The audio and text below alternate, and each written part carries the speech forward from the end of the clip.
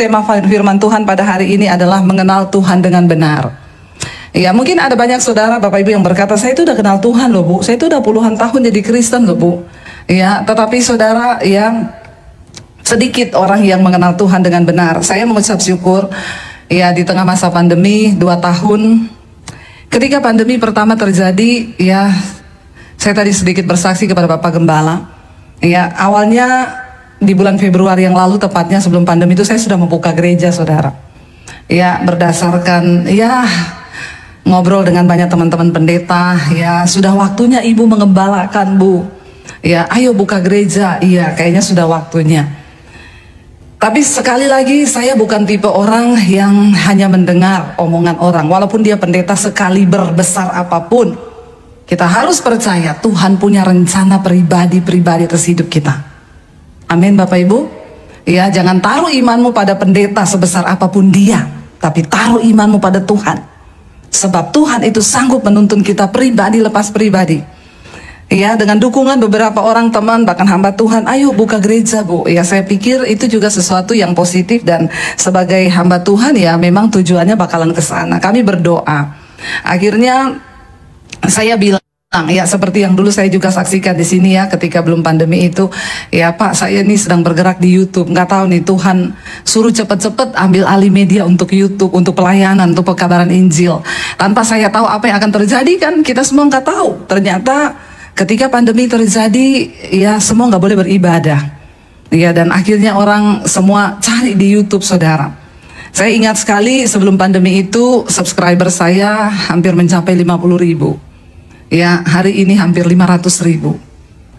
Ya, dan saudara, itu jiwa loh, dari berbagai penjuru. Saya ingat ketika bulan Februari itu kita sudah mau sewa gedung di Neo Soho. Ya, dan ya saya terus berdoa bahwa pada Tuhan, saya bilang kepada suami saya, kita bergumul lagi, karena saya tidak mau melakukan sesuatu yang bukan kehendak Tuhan. Karena percuma kita buang waktu, buang tenaga, buang pikiran, buang uang kalau melakukan sesuatu yang bukan Tuhan suruh. Dari dulu saya selalu uji di dalam perjalanan pelayanan saya selalu berkata, Tuhan, tuntun aku dan bawa aku di tempat di mana benar-benar Tuhan mau aku ada di situ. Ya, saya tidak mau gegabah dengan emosi saya. Ya, walaupun banyak orang, ibu kan khotbahnya bagus, ibu banyak yang mau dengar khotbah, ibu buka aja penggembalaan. Saya berdoa, saudara, dan 2019 itu ada seorang hamba Tuhan. Dia awalnya, saya bilang sama suami saya gini, saya itu dapat dari Tuhan waktu saya berdoa 2019 akhir, Tuhan tuh berkata begini, tahun depan aku akan memberkati engkau dengan tuaian bangsa-bangsa. Bukan hanya tuaian bangsa-bangsa, tapi berkat bangsa-bangsa. Waktu dengar itu saya sedikit tertawa, saudara, karena saya bilang, alay banget, alay. Ya, kita mikirin yang mau di Jakarta aja, ini udah nggak kepikir. Mau mikir bangsa-bangsa itu bagaimana caranya. Tapi Tuhan itu ngomong, tapi kamu harus cepet dia siapin wadahmu itu dulu, YouTube itu. Saya bilang ke suami saya sambil tertawa, mungkin seperti Abraham ketika mendengar janji Tuhan bahwa Tuhan akan memberikan dia anak, lalu Sarah tertawa. Hah, aku hamil? Nggak mungkin. Ya, mungkin seperti itu. Saya ngomong ke suami saya, Tuhan itu ngomong 2020 Tuhan akan memberkati kita dengan berkat bangsa-bangsa, tuaian bangsa-bangsa. Suami saya juga berkata, terlalu muluk-muluk kayaknya ya bangsa-bangsa. Ya pokoknya saya cuma ngomong aja, itu yang saya dapat, terserah kamu percaya atau tidak. Aku juga sih agak sedikit ragu. Saya share sama seorang hamba Tuhan, saudara dari Manado, suami istri, dia bilang gini, Bu Debbie, kita berdoa, kayaknya kita dapat ibu, jadi kita berdoa bersama. Lalu ada seperti suara nubuatan, dia bilang, ibu tahun 2019 ibu jangan lakukan apapun. Jangan sewa gedung dulu, jangan bertindak apapun. Karena tahun 2020 itu Tuhan akan menuntun ibu masuk ke pelayanan yang ibu sendiri nggak pernah bayangkan. Dan tuayannya raja-raja, Bu. Lebih halu lagi kan? Saya aja mikir tuayan bangsa-bangsa itu sudah halu, dia ngomong tuayannya raja-raja. Ya, saya pikir raja dari mana ya? Tapi ya sudahlah, orang namanya nubuatan, ya uji aja dan ya terima aja gitu ya. Dan benar ya, Februari itu saya sudah harus bayar di telepon sama pihak manajemen gedung. Bu, gimana, jadi nggak? Kalau jadi DP dulu 80 juta. Saya bilang oke, karena saya mengalir bersama Tuhan, terserah saya bilang. Februari itu awal-awal sudah kita mulai dengar dari Januari itu COVID, tapi belum terlalu heboh itu ya 2020. Akhirnya saya besoknya itu udah mau transfer. Saya berdoa, Tuhan, saya itu udah mau transfer loh besok. Kalau ini bukan rencanamu, Tuhan tutup jalan. Saya yakin Tuhan sanggup dalam semenit aja. Engkaulah yang mengerjakan di dalamku baik keinginan, kemauan, kehendak, apapun itu Tuhanlah yang ambil alih. Pokoknya Tuhan pegang remote kontrolnya. Saya ini jadi robotnya Tuhan. Dan benar saudara, besoknya saya sudah mau transfer. Terlintas satu kata di benak saya, coba pindah jam atau pindah hari. Saya tanya sama dia, Mas, kalau saya mau pindah jam ke sore, sewa tempatnya bisa nggak?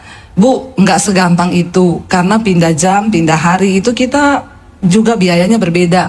Jadi saya harus rapat dulu. Kalau gitu ibu jangan transfer dulu.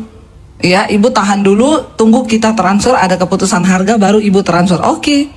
Sambil menunggu mereka meeting, 1 minggu lewat, 1 minggu lebih 10 hari, tiba-tiba lockdown. Ya, dan itu Tuhan saudara. Di dalam segala hal saudara harus belajar. Di dalam bisnis apapun, jangan ya mau suka menyamai Tuhan. Tuhan itu maha tahu, kita sok tahu ya. Ya, jadi saudara, saya itu melihat, wow, itu Tuhan loh yang bekerja ya. Dan akhirnya saya benar-benar ya udah, saya pasrah. Ketika pandemi terjadi, akhirnya puji Tuhan juga sebelum pandemi itu saya udah bangun studio di rumah. Sampai ketika sudah kita mau udah lockdown, udah dibilang mau lockdown, tukang saya bilang, Bu, saya udah mau pulang kampung, selesaiin dulu, finishing cepet. Bener, setelah selesai finishing dia pulang, lockdown saudara. Ya, saya melihat sudah selesai studio itu, walaupun hanya kecil di samping kamar saya 3x3 saudara.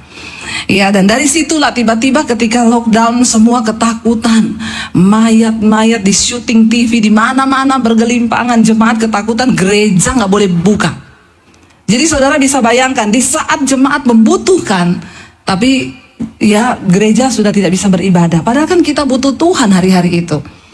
Tiba-tiba saya mendapat yaitu mesbah doa itu bukan konten yang saya cari-cari. Ya, ketika saya itu selesai syuting hari itu, saya dapat pemberitahuan dari YouTube. Selamat Debbie Basjir, kamu bisa live streaming dari HP. Ya, pokoknya dapat fasilitas itulah, gini-gini dikasih keterangan. Saya coba-coba pencet dari HP saya. Tiba-tiba sudah live, saudara.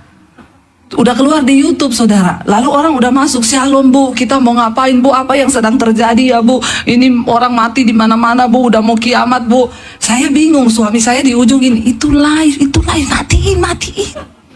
Saya bilang bagaimana? Ya. Tapi karena orang udah terlanjur masuk, ya udah saya akhirnya balas komennya, iya, yang sabar ya, pokoknya kita percaya Tuhan pegang kendali, jangan takut berlebihan. Saya udah nggak tahu mau ngapain, suami saya duduk di keyboard, saya bilang nyanyi.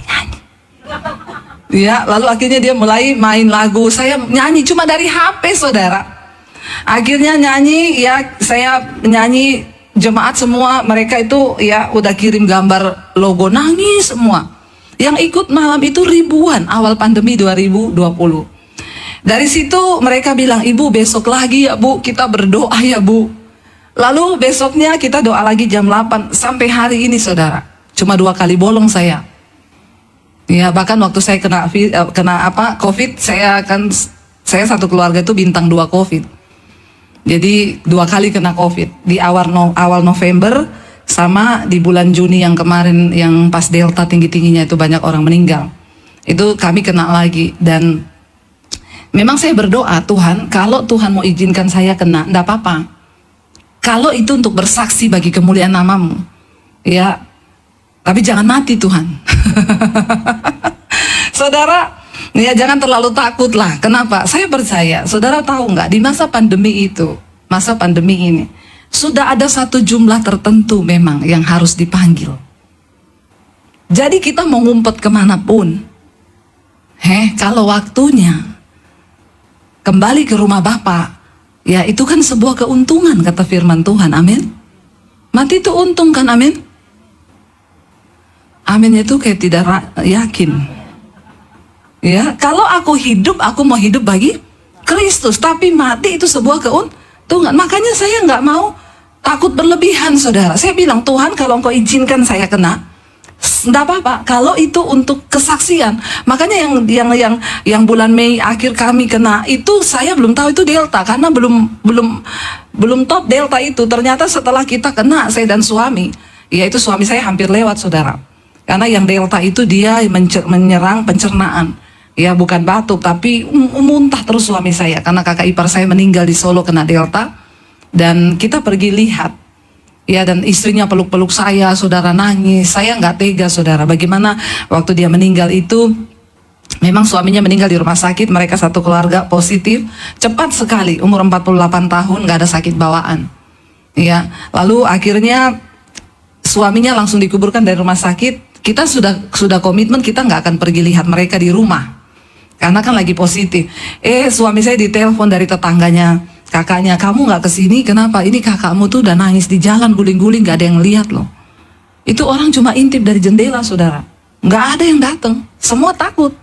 Saya bilang sama suami saya, rasanya jiwa hamba Tuhan saya kok meronta-ronta ya.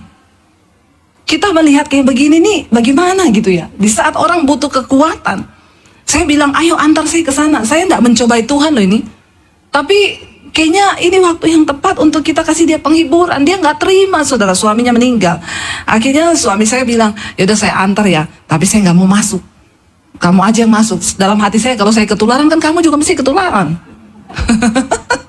Satu jiwa bertobat, sisi rumah diselamatkan kan virus ini. Rohnya sama sih penularannya. Lalu saudara, saya akhirnya datang, saya diantar, suami saya cuma di depan pagar, saya masuk, itu kakaknya peluk saya nangis-nangis, sudah pakai masker sih, tapi kalau udah nangis-nangis begitu peluk-pelukan ya pasti kena. Akhirnya ya saya beri kekuatan penghiburan, selesai penguburan kita balik ke Jakarta. Sampai di Jakarta suami saya demam, sakit-sakit, periksa dokter, radang pencernaan dan lain sebagainya. Seminggu kemudian dia benar-benar udah nggak bisa bangun, dan saya baru kali itu lihat suami saya terkapar dan tidak bisa bangun, saudara. Benar-benar sudah putih di tempat tidur. Saya bilang, saya makan, nggak bisa. Makan apa, tumpah terus. Saya bilang, kalau kamu nggak makan, kamu nggak minum, kamu dibawa ke rumah sakit, mati loh. Karena nggak ada yang urus kan di rumah sakit. Siapa yang kasih minum, coba. Minum aja tunggu jamnya. Saya bilang, harus paksa. Dia bisa ketolongnya waktu saya beliin dia pisang. Karena dia suka pisang. Ketika makan pisang nggak muntah. Saya dapat nih. Saya yakin itu juga dari Tuhan. Saya kasih dia pisang, sehari dia makan satu, itu udah puji Tuhan. Akhirnya dia mulai sembuh. Setelah itu saya yang terkapar, saudara. Ya, saya sesak napas ya. Itu malam itu selesai, kami nggak pernah off mesbah doa. Dan tidak ada jemaat yang tahu kita kena COVID. Kita isolasi mandiri di rumah karena sudah dapat periksa cek, karena semua keluarga di Solo juga positif. Kami cek, ternyata kami positif, anak-anak negatif. Dan nggak ada yang tahu. Suami saya bilang gini, saya bilang sama suami saya, kamu udah pusing kayak gitu, nggak usah dulu kita mesbah doa. Kata suami saya, yang nunggu ribuan orang loh, selama masih ada napas tetap melayani Tuhan. Waduh, saya juga jadi bersemangat. Tapi setelah mesbah doa itu saya sesak napas, sampai bunyi udah setan ngomong gini, abis ini kamu malam nggak bisa tidur, nanti kamu dibawa ke rumah sakit. Di rumah sakit langsung dipasang ventilator, mati kau. Itu benar-benar setan. Karena memang saya melihat dengan mata kepala sendiri bagaimana ipar saya yang sehat begitu, cuma berapa hari nggak bisa makan, dibawa ke rumah sakit, ventilator, meninggal, saudara. Nggak main-main. Saya terpuruk ya. Beberapa teman tahu, mereka bilang, Bu, kalau ibu butuh rumah sakit kapan aja ibu hubungi, pokoknya kita siap.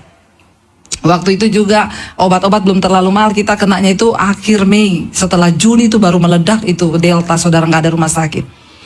Saya malam itu berpikir, saya mau telepon teman saya. Siapa yang mau saya telepon? Tiba-tiba Roh Kudus ngomong, kamu tuh hamba Tuhan. Terkutuklah orang yang mengandalkan manusia. Kenapa kamu nggak cari aku? Malam ini angkat perjamuan kudus. Lalu saya bilang ke suami saya, Tuhan itu ingatkan saya kita perjamuan. Suami saya ngomong, saya juga dapatnya begitu. Yuk kita perjamuan.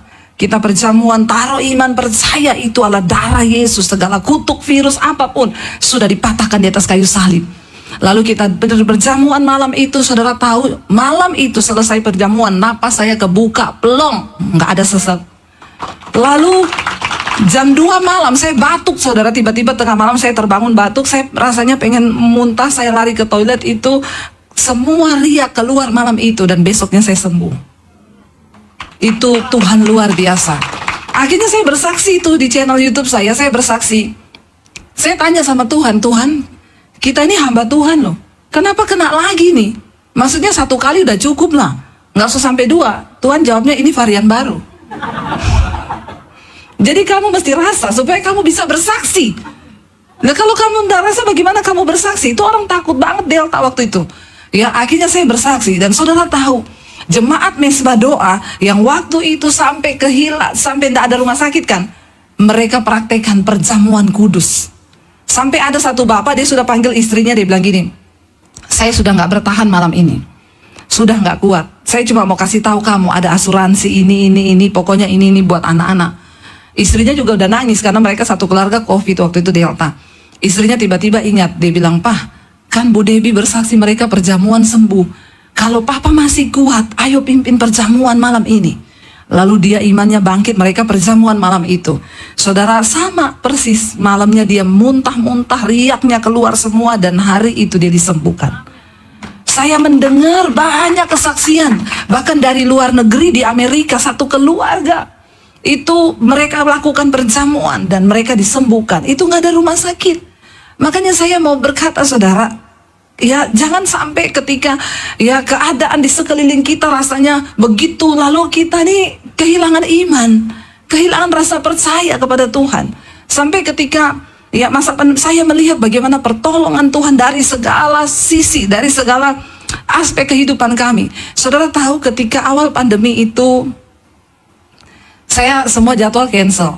Saya dan suami kami ini hidup dari pelayanan.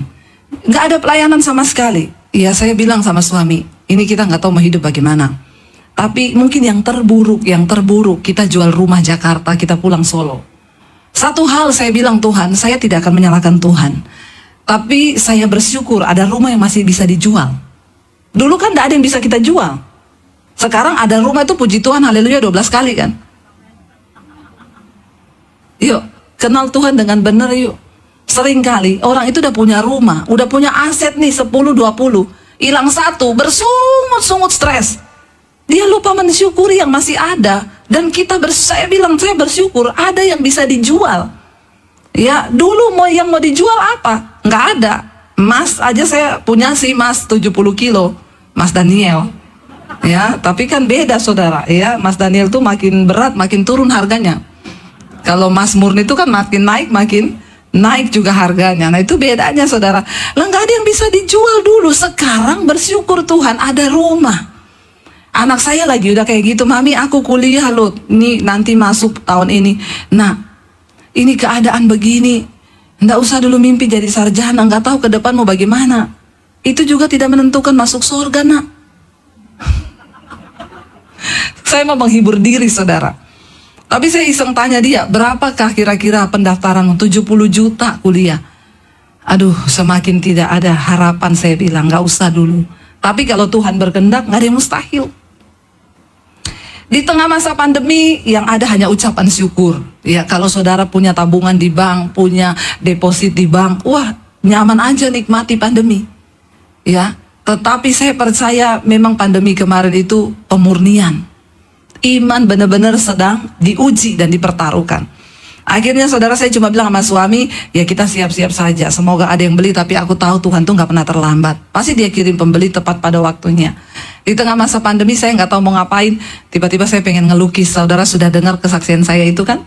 Saya melukis ya, lukisan saya sampai hari ini udah keluar 40 lebih lah. Yang tertinggi itu 75 juta saudara.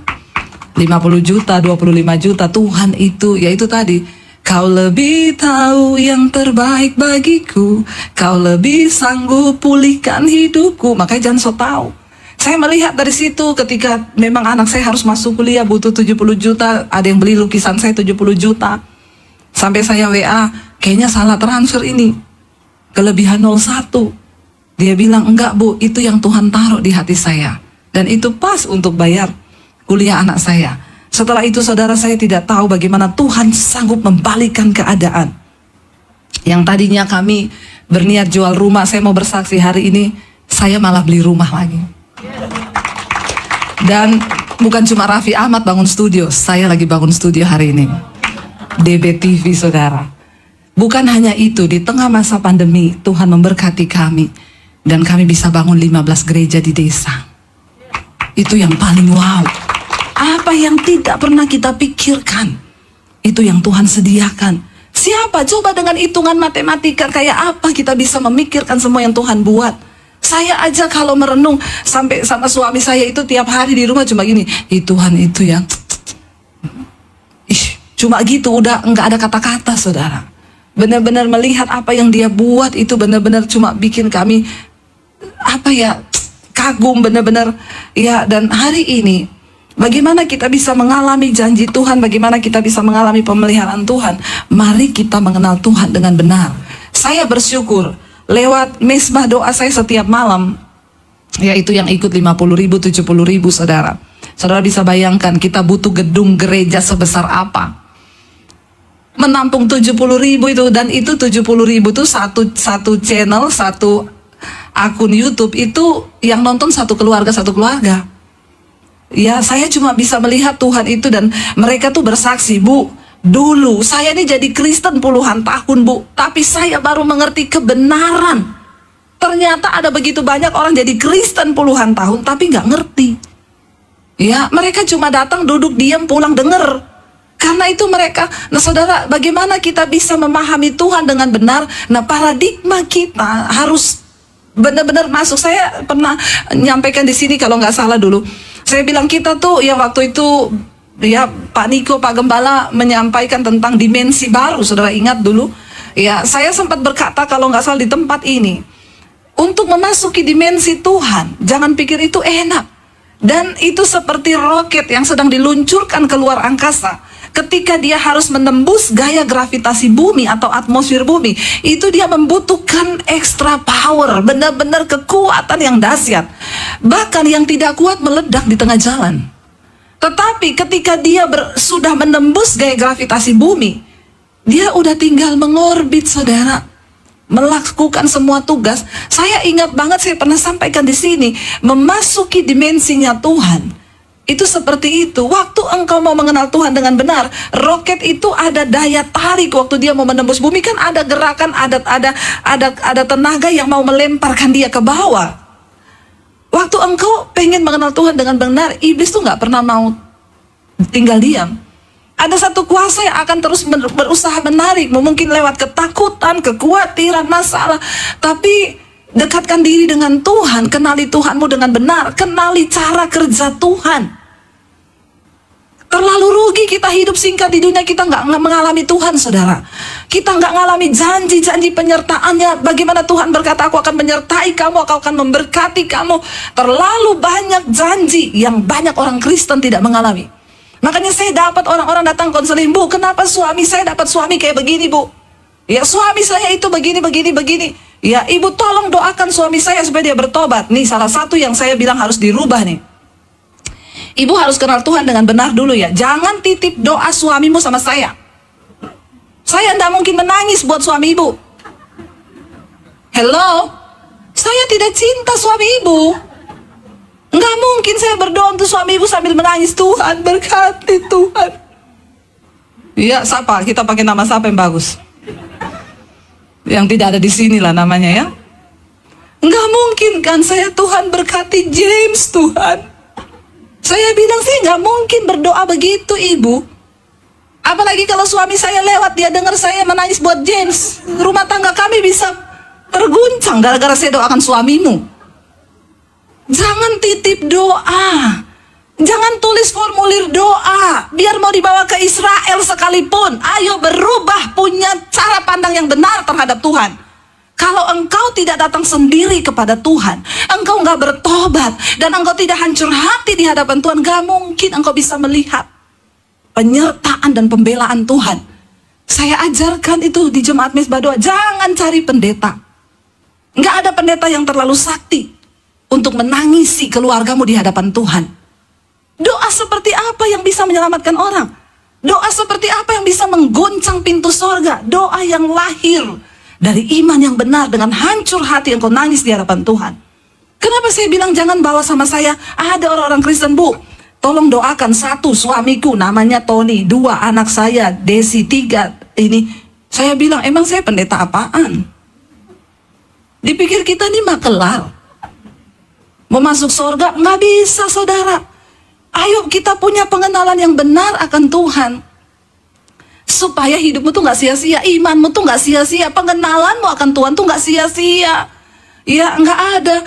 Makanya saudara, sudah terlalu banyak orang Kristen mengalami banyak kegagalan, malapetaka karena nggak kenal Tuhan, nggak kenal firman-Nya. Nah, hari ini yuk kita baca bersama dulu Filipi pasal yang pertama, mulai ayat yang ke-15 sampai ayat yang ayat 15 dulu, nanti kita lihat sampai ayat yang keberapa. Filipi 1, Efesus. Kenapa mata saya bisa lihat Filipi ya? Efesus 1 ayat 15, saudara ya. Rasul Paulus berkata begini, karena itu, benar ya ayatnya? Ya, karena itu setelah apa? Aku mendengar tentang imanmu dalam Tuhan Yesus ya. Tentang kasihmu, ya di situ dikatakan saudara, setelah aku mendengar tentang imanmu dalam Tuhan Yesus dan tentang kasihmu terhadap semua orang kudus, aku pun, ayat 16, tidak berhenti mengucap syukur karena kamu. Dan aku selalu mengingat kamu dalam doaku, ayat 17, dan meminta kepada Allah, Tuhan kita, Yesus Kristus, yaitu Bapa yang mulia, supaya Ia memberikan kepadamu roh hikmat dan wahyu untuk mengenal Dia dengan benar. Ya, jadi Rasul Paulus itu dia merintis jemaat di beberapa kota, salah satunya di Efesus. Ya, jadi ini kayak Pak Timothy tulis surat kepada jemaat di City of Love. Dia bilang, aku telah mendengar imanmu dan juga kasihmu di dalam Tuhan. Engkau sudah punya iman dan engkau mengasihi orang-orang kudus, engkau berbuat baik. Ya, tetapi dia berkata, aku berdoa supaya jangan cuma punya iman, jangan cuma punya kasih, tapi aku berdoa supaya Tuhan memberikan kepadamu roh hikmat dan wahyu. Supaya apa? Engkau mengenal Tuhan dengan benar. Amin, saudara. Kita perlu roh hikmat untuk melihat segala keadaan. Kenapa? Karena kita tidak tahu tentang apapun, bahkan yang akan terjadi ke depan kita nggak tahu. Karena itu kita butuh wahyu dari Tuhan, pemahaman tentang apa yang akan terjadi ke depan. Saya bersyukur Tuhan berikan saya wahyu, cepat bergerak tahun depan, ambil dunia media untuk pekabaran Injil, dan engkau akan melihat, ya aku akan membukakan bagimu tuayan bangsa-bangsa. Di tengah masa pandemi, bulan September saya pelayanan terbang ke Amerika, saudara. Wow, itu Tuhan ajaib. Ya, sponsornya nggak banyak, dia yang tepuk tangan, nggak apa-apa. Ya, saya waktu diundang itu dari jemaat Mesbah Doa di sana, Bu. Bisa datang nggak? Jadi ceritanya istrinya kena COVID, saya ditelepon minta didoakan, selesai doa ya sudahlah, saya juga nggak simpan nomor HP-nya, ya selesai, lalu dia datang ke Jakarta, dia bilang mau beli lukisan, saya bilang nggak ada, dia bilang ibu saya boleh lihat ke rumah ibu lukisan, di rumah saya nggak ada lukisan Pak. Loh ibu kan sering ngelukis, iya tapi setiap melukis tuh langsung dibeli orang, jadi nggak ada stoknya. Oh, jadi sekarang nggak ada, ya ada 2 sih, ya yang lagi saya bikin. Ya udah itu 2 buat saya ya, pokoknya ya udah saya kirim gambarnya dibeli. Nggak lama dia WA, Bu, istri saya ulang tahun bulan September, ibu bisa datang ke Amerika nggak? September bulan depan? Iya, karena itu Agustus. Saya sih dengan tertawa aja dalam hati dan ngomong, kalau Tuhan berkenan Pak, kalau Tuhan berkehendak saya pasti datang. Karena saya belum ada visa, saudara. Saya ini urus visa ditolak terus karena nama saya Basir. Dipikir saya ini ada hubungan sama Abu Bakar, jadi nggak diterima saya ke sana, nama saya ini udah susah. Jadi saya juga tidak berharap dan ya nggak semangat lah ya sudahlah, saya bilang iya, saya cuma balas bercanda kalau Tuhan berkehendak. Tapi ternyata suami saya ini semangat sekali. Dia bilang Amerika loh, ya memang Amerika, aku nggak terlalu kepengen. Lalu dia yang semangat daftar online visa. Saya tanya sama saudara saya yang biasanya ngurus visa, saya kalau urus visa sekarang berangkat ke Amerika September bisa? Dia bilang mimpi. Ini aja saya daftarin orang-orang dari bulan berapa lalu, itu wawancaranya November. Kamu kalau urus sekarang pasti Desember itu interviewnya, itu pun baru interview, belum pasti lulus. Jadi saya bilang sama suami saya, nggak usah berharap. Itu nanti pasti kamu dibalas emailmu, nanti wawancaranya Desember. Benar, dibalas saudara. Desember datang wawancara. Saya bilang, bener kan? Tiba-tiba saya ingat saudara. Dulu ada satu orang yang bilang, Bu, kalau ibu mau urus visa, ya nanti ibu kasih aja nomor registrasinya ke saya. Ini jemaat Mesbah Doa. Lalu saya iseng, Pak saya mau pelayanan ke Amerika, berangkat kapan? Agustus. Udah daftar online, sudah. Panggilannya Desember. Ibu kasih saya nomor registrasinya. Saya kasih saudara, lalu dia balas, udah Bu. Ibu pasti berangkat nanti, ya bulan September. Nggak lama saya dapat email, panggilnya Agustus saudara. Dan Agustus itu visa kami berdua disetujui. Ya dan akhirnya kita berangkat saudara ya. Saya bersyukur, saya kaget dikirimin tiket bisnis kelas Qatar. Saya bingung nanti naiknya bagaimana, itu tombol-tombolnya kan banyak saudara. Kan kita orang kampung ya. Jadi saya belajar dulu di YouTube. Takut salah pencet tombol, pintu darurat kebuka. Kan nanti malah jadi masalah. Ya, jadi saya gila ini bisnis kelas Qatar yang terbaik loh ini. Iya ya sudah kita berangkat sampai di Amerika diperiksa di imigrasi. Saya sudah takut nih di depan saya sampai dompet-dompet digeledah suruh buka semua. Saya tendang suami saya.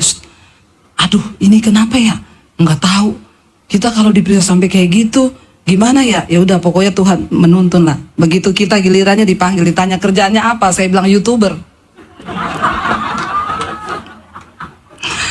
Dia bilang, oh iya, diminta channelnya saya kasih. Malah pihak imigrasinya ngomong, boleh dong syuting sama saya. Saya balas Wani Piro.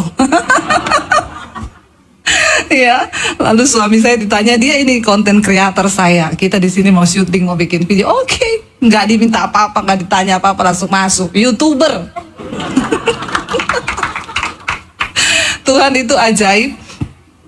Ya, kita pelayanan di sana saudara luar biasa ya. Tuhan bawa saya khotbah di New York, di Philadelphia, di Colorado ya. Kita tuh di bawah Tuhan.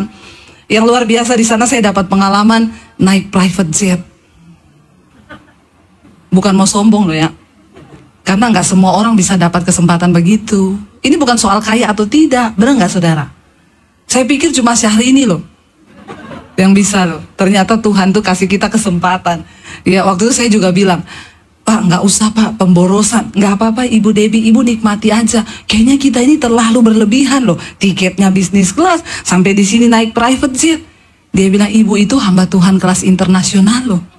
Saya cuma gini. Kelas internasional apa? Orang kita syuting di studio 3x3. Dia cuma bilang, Ibu tuh nggak tahu ya, dampaknya itu Bu, sampai ke bangsa-bangsa.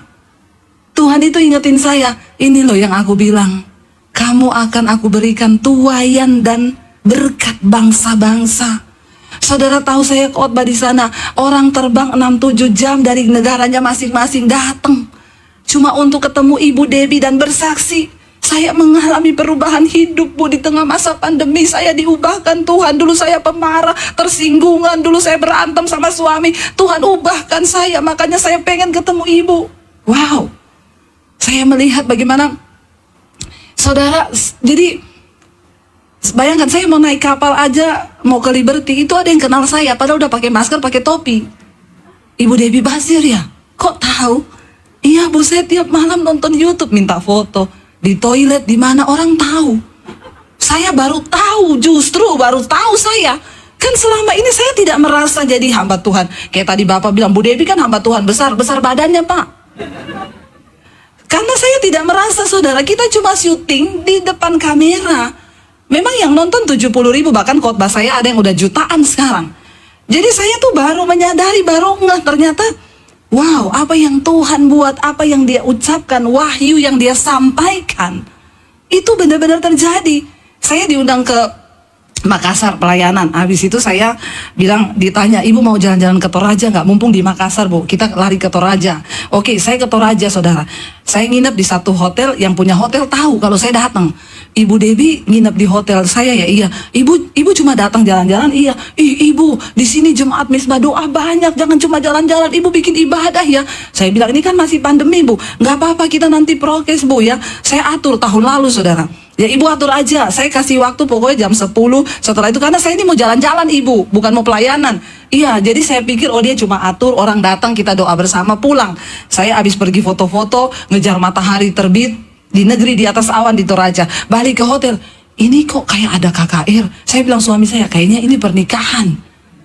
Nggak mungkin ini acara yang cuma semalam kan, persiapannya cuma semalam, nggak ada brosur, nggak ada apa. Kata suami saya, nggak tahu, tapi kayaknya acaramu loh. Nggak mungkin, ini pernikahan nih kayaknya. Saya datang, orang berebut minta foto saudara. Baru di depan, Ibu Debbie saya mau foto. Ih bener ini acara kita loh. Udah gitu, abis itu foto-foto saudara, saya lari kan ke kamar ganti baju. Saya bilang sama suami saya, kalau gayanya kayak gitu tadi, kita mending jangan lihat depan. Kita lewat belakang. Capek foto-foto saudara. Nggak enak ternyata jadi artis. Untung saya bukan artis. Karena harus senyum-senyum terus kan, kering juga gigi.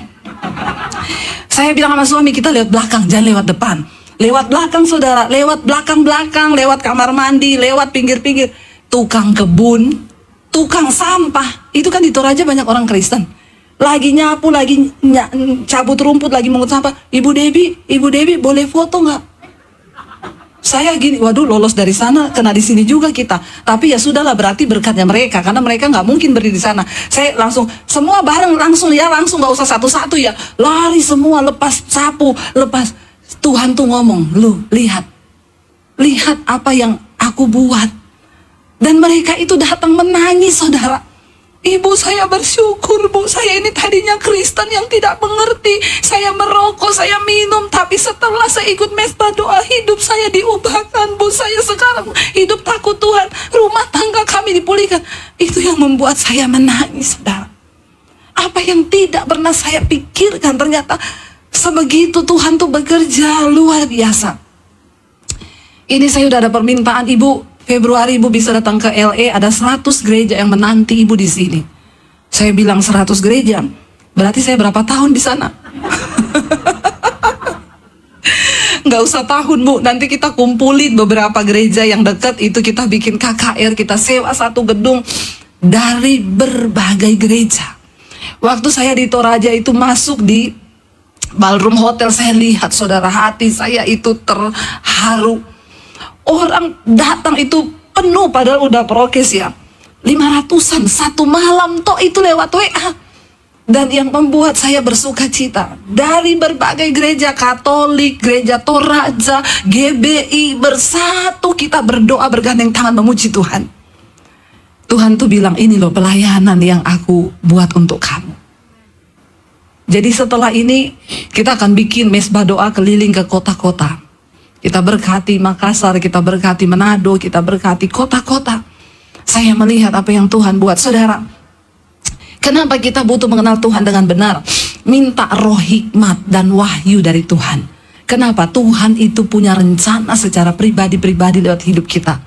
Saya bersyukur menerima begitu banyak kesaksian. Ada seorang ibu, kemarin beberapa waktu lalu dia ketemu saya, dia cerita, Bu, saya ketika masa pandemi, saya ini sudah tidak bekerja, saya sudah keluar dari kerjaan saya karena anak-anak sudah cukup mapan.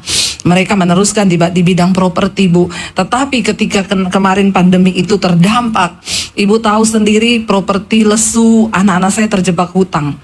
Lalu saya begitu tertekan bu, karena saya tahu kekuatan keuangan saya itu kalau dihitung pandemi yang gak menentu ini sampai berapa, sampai kapan. Ibu tahu saya berdoa apa sama Tuhan ketika pandemi, saya bilang, Tuhan ambil nyawa saya. Saya sudah tidak sanggup menghadapi pergumulan yang berat ini, melihat anak-anak terjebak hutang. Lebih baik saya mati. Lalu Tuhan itu ngomong sama dia, enak aja kamu minta mati, terus kamu tinggalin anak-anakmu dengan pergumulan, siapa yang akan menguatkan mereka? Dia bilang, di saat itu bu, di saat saya terpuruk, tertekan, saya dikirimin channel ibu. Saya ikuti mesbah doa setiap malam, iman saya bangkit. Firman Tuhan membuat saya kuat. Lalu saya percaya bahwa Tuhan punya rencana. Saya nangis di kaki Tuhan bu. Saya mengalami Tuhan. Semua ketakutan diangkat oleh Tuhan, dilenyapkan. Lalu saya mulai berdoa dengan iman. Lalu dia bilang, tiba-tiba bos saya menelpon saya, kamu sekarang ngerjain apa? Nggak kerja apa-apa pak. Jangan diam aja di masa pandemi, ayo jualan properti lagi. Dia bilang, saya tahu itu cara Tuhan bu. Memang secara manusia semua properti lesu, tapi karena di saat saya beriman, itu yang datang berarti itu cara Tuhan. Saya ambil kesempatan itu dan ibu tahu, dia bersaksi sama saya, ibu, ketika saya bergerak bersama Tuhan, di tengah keadaan pandemi, ibu tahu omset penjualan saya setiap bulan ratusan miliar. Bukan ratusan juta, Bu. Dan itu tidak pernah saya lakukan sebelum masa pandemi. Loh, keadaannya semua sama pandemi, saudara. Tetapi hanya orang-orang yang akhirnya mengenal Tuhan dengan benar dan mau mengubah cara pandang dan paradigmanya sesuai firman Tuhan, mereka yang akan melihat. Dia bilang terselesaikan, dan saya mengucap syukur Tuhan, itu dahsyat. Coba kalau dia terpuruk hari itu. Saudara, Tuhan tidak pernah menciptakan kita untuk menjadi orang-orang yang kalah. Hanya ketika engkau mengenal siapa Tuhanmu, bagaimana cara kerja Tuhan. Hari-hari ini jangan terlalu pakai logika, tapi mari andalkan Tuhan. Masuk dalam dimensinya Tuhan, dan mari kita mulai ubah setiap cara pandang kita, supaya kita melihat, ya, paradigma kita diperbaharui sesuai dengan firman. Bukan lagi kepintaran kita, karena terkutuklah orang yang mengandalkan manusia. Ini cuma salah satu dari kesaksian. Begitu ribuan kesaksian yang setiap malam saya bacakan di mesbah doa. Orang-orang mengalami Tuhan secara pribadi. Dan yang luar biasanya sekarang, mereka bilang, Bu, sekarang kami datang sendiri sama Tuhan. Nggak titip doa sama pendeta. Saya pelayanan di Amerika, pendetanya bilang, Ibu Debbie nanti waktu selesai khotbah, Ibu bisa mendoakan jemaat satu-satu di pintu luar. Oh tidak, Pak. Jemaat yang sudah mengikuti saya, mereka tahu mereka tidak akan minta saya doakan. Terus minta foto boleh, tapi minta doa enggak.